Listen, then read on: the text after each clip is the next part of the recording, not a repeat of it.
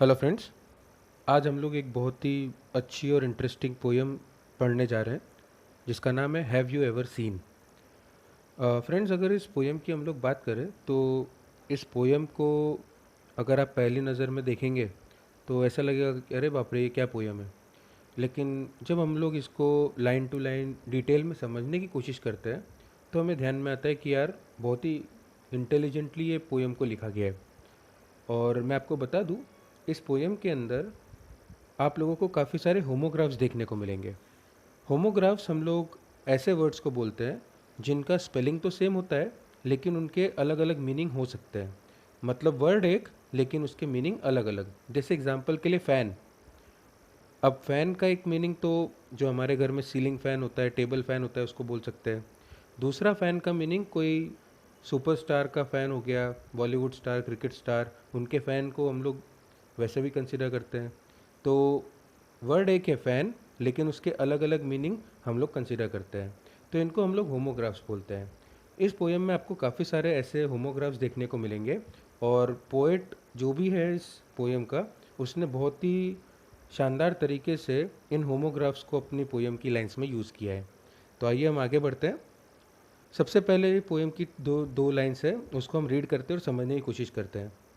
Have you ever seen a sheet on a river bed or a single hair from a hammer's head.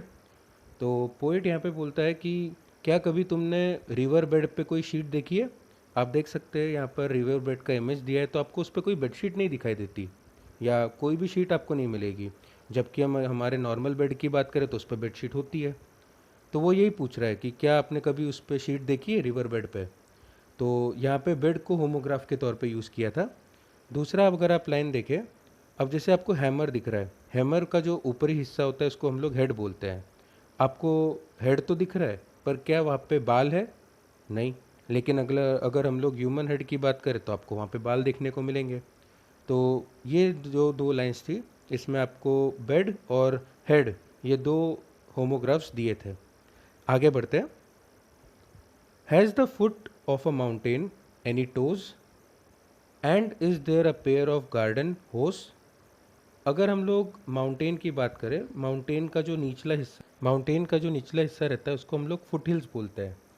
अब अगर हम बात करें mountain की foot hills की, तो क्या आपको वो फुट में टोज़ मिलेंगे, मतलब पैरों में उंगलियां मिलेगी? नहीं। लेकिन अगर वही हम लोग इंसानी पैर की बात करें तो उसमें आपको टोज़ मिलेंगे। तो ये कंपैरिजन उन्होंने बताया है।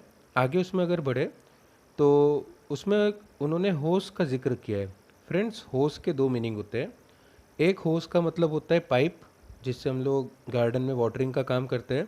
और दूसरा होस मतलब जिसको हम लोग स्टॉकिंग या टाइट्स बोल सकते हैं, जो लेडीज़ वेयर करती है, आपको इमेज में दिखेगा। तो अगर हम लोग लेडीज़ स्टॉकिंग या होस की बात करें, वो पेयर में रहता है, मतलब लेफ़्ट और राइट फुट दोनों के लिए मिलेगा। लेकिन आपको पाइप में ऐसा मिलेगा क्या पेयर? नहीं। तो ये कंपैरिजन पोएट ने यहाँ पे बताने की कोशिश की है। आगे बढ़ते हैं। Does the needle ever wink its eyes, why doesn't the wing of a building fly. तो यहाँ पे अगर हम बात करें निडल की, निडल का देखिए फ्रेंड्स, अगर आप ऊपरी हिस्सा देखते तो आपको उसमें एक छोटा सा छेद दिखाई देता है, तो उसको निडल की आई बोलते हैं। और दूसरी हमारी आई, ह्यूमन आई, जिसको हम कंसीडर करते हैं। अब ह्यूमन आई विंक होती है, मतलब आके झपका सकते हैं। लेकिन क्या निडल की आई विंक कर सकती है, वो झपक सकती है अपनी आंखें? नहीं।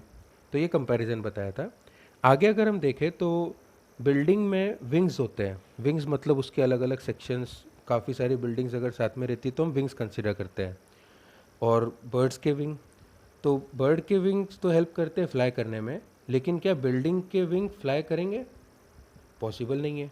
तो यहाँ पे विंग को दो हिसाब से हम कंसिडर कर सकते हैं, एक तो बिल्डिंग के हिसाब से, दूसरा बर्ड के विंग्स के हिसाब से। आगे बढ़ते हैं। Can you tickle the ribs of a parasol or open the trunk of a tree at all.